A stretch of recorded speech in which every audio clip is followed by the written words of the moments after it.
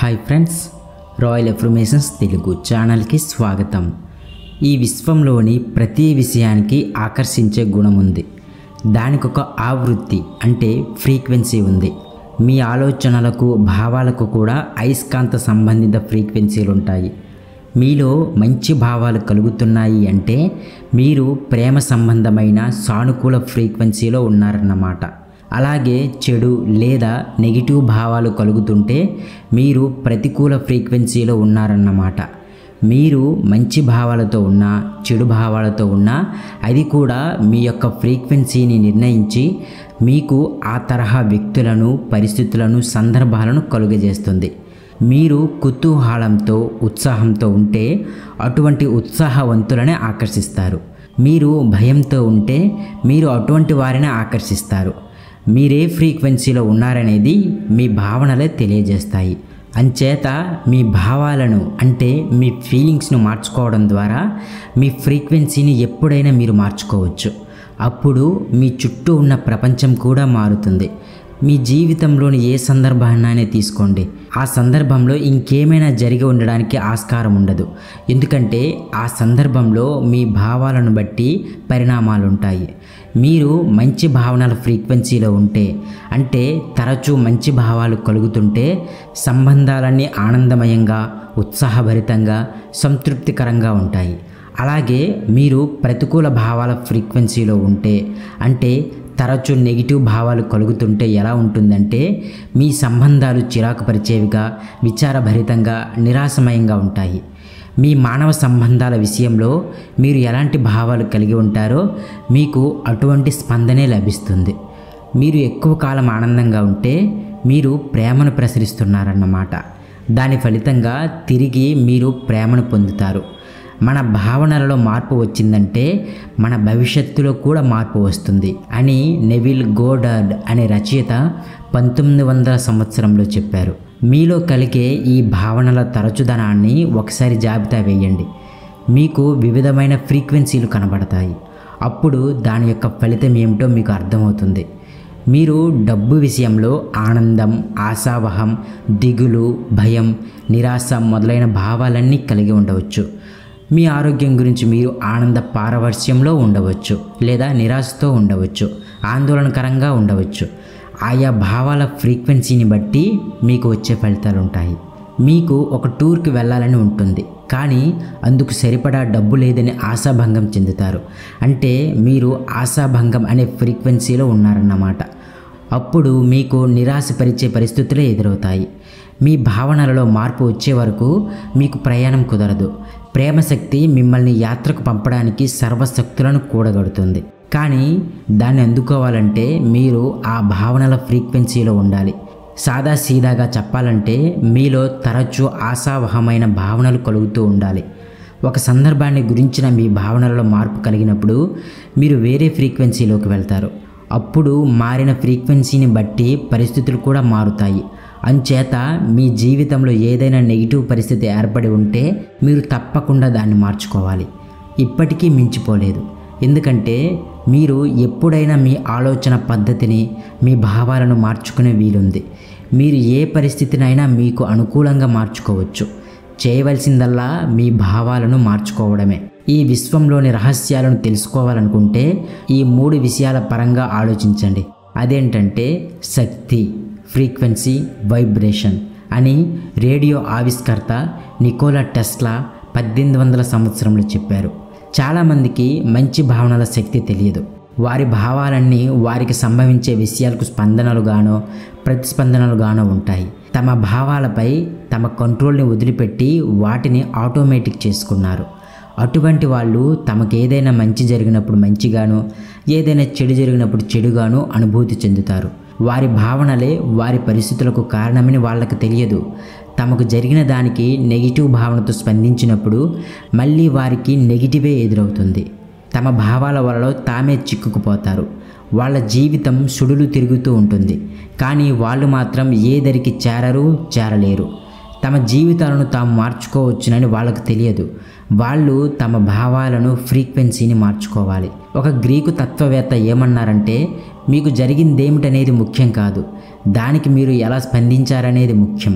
మీ దగ్గర డబ్బు లేకపోతే సహజంగానే మీరు డబ్బు గురించి బాధపడతారు.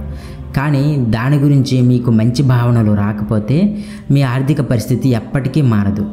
మీరు డబ్బు గురించి నెగిటివ్ భావాలను వ్యక్తపరిస్తే మీరు ఆ విషయంలో నెగిటివ్ ఫ్రీక్వెన్సీలో ఉండి నెగిటివ్ ఫలితాలను పొందుతారు.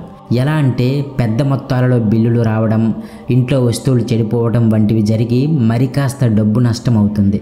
అప్పుడు మళ్ళీ మీరు నెగిటివ్గానే స్పందిస్తే ఇంకా ఎక్కువ నష్టాలు వస్తాయి.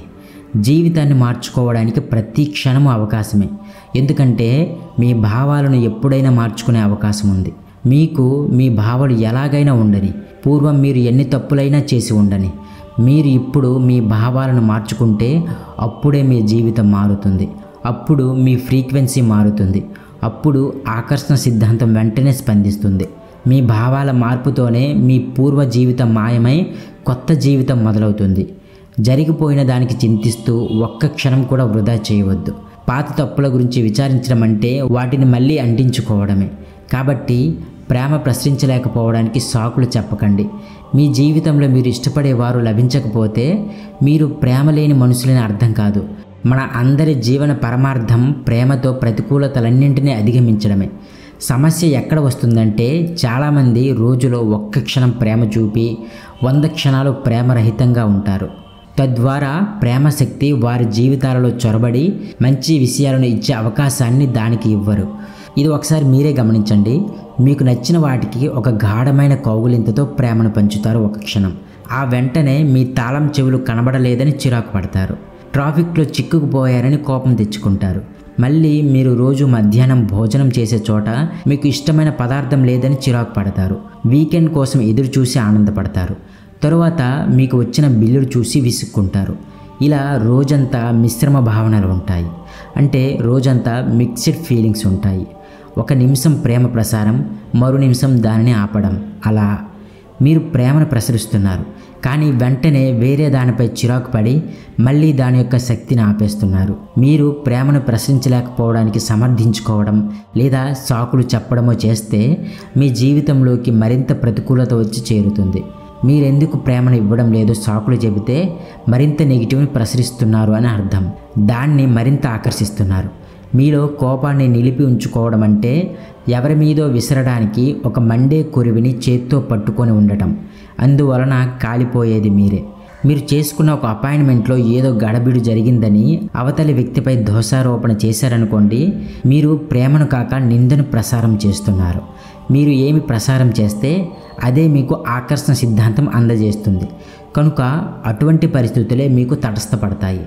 మీరు ఎవరిని నిందిస్తున్నారో ఆ వ్యక్తి ద్వారానే అటువంటి పరిస్థితి రాకపోవచ్చు, కానీ తప్పకుండా మీ మీద కూడా నిందారోపణలు వస్తాయి. కనుక ప్రేమ శక్తిని ఇచ్చిపుచ్చుకునే విషయంలో సమర్థనలు, సాకులు పనిచేయవు. మీరు మరే సాకులు చెప్పకుండా ఇక నుంచి ప్రేమను ప్రసరించాల్సిందే. ఎందుకంటే ప్రతి చిన్న విషయము లెక్కే. విమర్శ, దోషారోపణ, తప్పులెంచడం, ఫిర్యాదులు చేయడం అన్నీ నెగిటివ్ లక్షణాలే. ఇవన్నీ కూడా ఘర్షణకు దారితీసేవే. ప్రతి చిన్న ఫిర్యాదుతో, విమర్శతో మీరు ప్రతికూలతను ప్రసారం చేస్తున్నారన్నమాట. వాతావరణం, ట్రాఫిక్, గవర్నమెంట్, మీ జీవిత భాగస్వామి, పిల్లలు, మీ తల్లిదండ్రులు, ఎక్కడ చూసిన క్యూలు, ఆర్థిక పరిస్థితి, మీ శరీరం, మీ ఉద్యోగం, వ్యాపారం, సర్వీస్, ఒకటేమిటి ఇటువంటి అనేక విషయాల మీద తరచూ మనం కంప్లైంట్ చేస్తూ ఉంటాం. ఇవన్నీ చాలా చిన్న విషయాలని, హానికరం కావని అనుకుంటాం, కానీ ఇవి కూడా చాలా ప్రతికూలతను వెంటబెట్టుకొని వస్తాయి. సో ఇకపై మీరు ఘోరం, భయంకరం, అసహ్యం, కష్టాలు, బాధలు వంటి మాటలని మీ డిక్షనరీలో నుంచి తొలగించండి. ఇలాంటి మాటల వెనుక చాలా తీవ్రమైన భావాలు ఉంటాయి. వీటిని తరచుగా వాడటం వలన అవి తిరిగి మీ జీవితంలోకి వస్తాయి. అన్బిలీవబుల్, వండర్ఫుల్, ఎక్సలెంట్, అమేజింగ్ వంటి మాటలు తరచుగా వాడితే అలాంటివి మీ జీవితంలోకి వస్తాయి. మీరు కోరుకున్నది, మీరు ప్రేమించేది మీరు సంపాదించుకోవచ్చు, కానీ అందుకు మీరు ప్రేమ శక్తితో సామరస్యంగా ఉండాలి. అలా లేనందుకు క్షమాపణలు ఉండవు. క్షమాపణలు, సమర్థనలు, సాకులు ఒక అద్భుతమైన జీవితానికి అడ్డంకులు. మీరు ప్రేమను వ్యక్తం చేస్తే అది తిరిగి మిమ్మల్ని చేరడమే కాక వస్తూ మరికాస్త ప్రేమను, సానుకూలతను వెంట తెస్తుంది. ఈ ప్రపంచంలో అన్నీ అయస్కాంత స్వభావం కలవే. కనుక మంచి ఆలోచనలు మంచి విషయాలను ఆకర్షించుకొని తెస్తాయి. మీకు అప్పుడప్పుడు ఒకదాని వెంట ఒకటిగా మంచి విషయాలు జరుగుతూ ఉంటాయి. దాన్ని మీరు అదృష్టం అనుకుంటారు. కానీ అటువంటి అదృష్టం మీరు బహిర్గతం చేసిన ప్రేమ వలన, దాని ఆకర్షణ శక్తి వలన జరుగుతుంది. ఈ విధంగా మీరు హానికరమైన పరిస్థితుల నుంచి రక్షించబడి అందమైన జీవితాన్ని గడుపుతారు. అదేవిధంగా మీరు ఒక పాజిటివ్ ఎనర్జీగా తయారైనందుకు అన్ని పాజిబిలిటీస్ను, ఐశ్వర్యాన్ని ఆకర్షిస్తారు. Thank you for watching. Thank you universe.